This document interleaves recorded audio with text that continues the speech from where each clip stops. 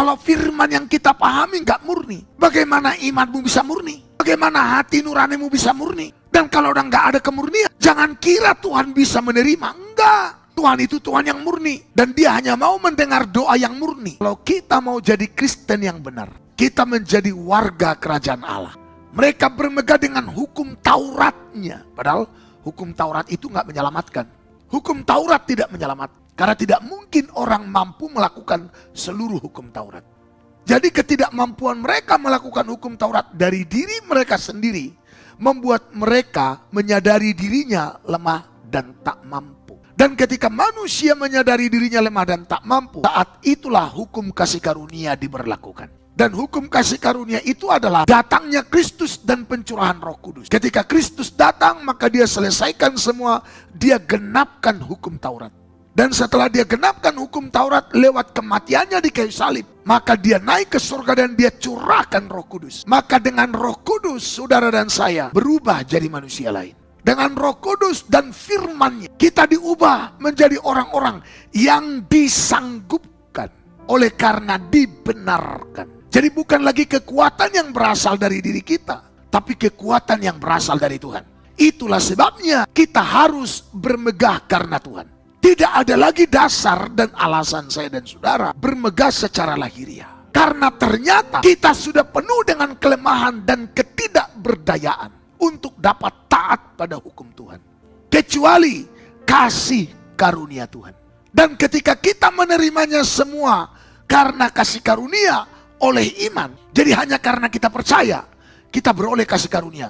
Kita disanggupkan. Jadi kalau selama ini saudara merasa, kok aku nggak sanggup?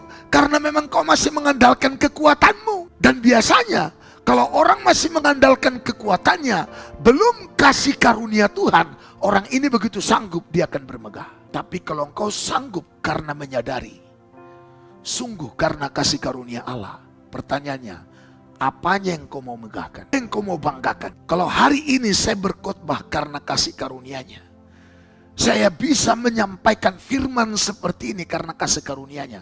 Apanya yang saya mau banggakan? Kalaupun saya bermegah, kalaupun saya berbangga, berbanggalah karena Tuhan. Sebab dialah yang memberikan aku kesanggupan. Dan saudara harus sadari benar, semua yang ada dalam dirimu, segala talenta pemberian Tuhan. Dan saya mau beritahu, tidak ada satupun yang ada pada kita yang tidak dikaruniakan dari surga. Jangan sampai kita disebut pekerja jahat atau penyunat palsu atau anjing-anjing.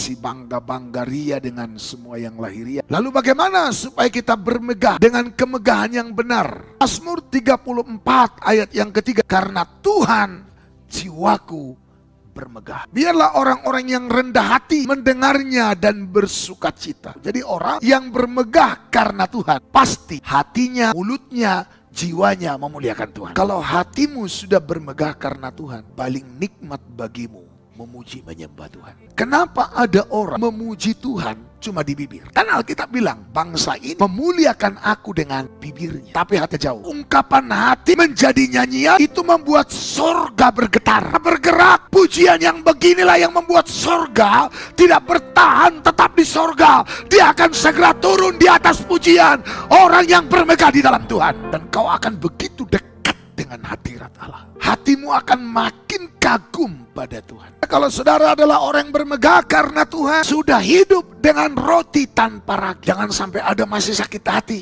Jangan sampai ada kepahitan. Jangan sampai saya bawa noda. Di hati yang jauh itu adalah hati yang masih bermegah karena hal-hal yang lahiriah. Yang duniawi, belum Tuhan kemegahannya. Orang yang bermegah di dalam Tuhan adalah orang yang tak bisa menyerahkan hidupnya kepada Tuhan. Dia percaya benar kepada Tuhan. Apa yang membuat kita supaya kita bermegah karena Tuhan? Agar kita jadi adonan yang baru. Roti tanpa ragi. Efesus pasalnya yang kedua, ayat yang ke-10. Jangan izinkan setan menaruh nilai di dirimu. Makanya karena kejadianmu dahsyat, kejadianmu ajaib, jangan hidup sembarangan lagi. Dan karena engkau adalah manusia berharga sampai ditebus dengan darah yang mahal, jangan lagi hidup recehan dan murahan.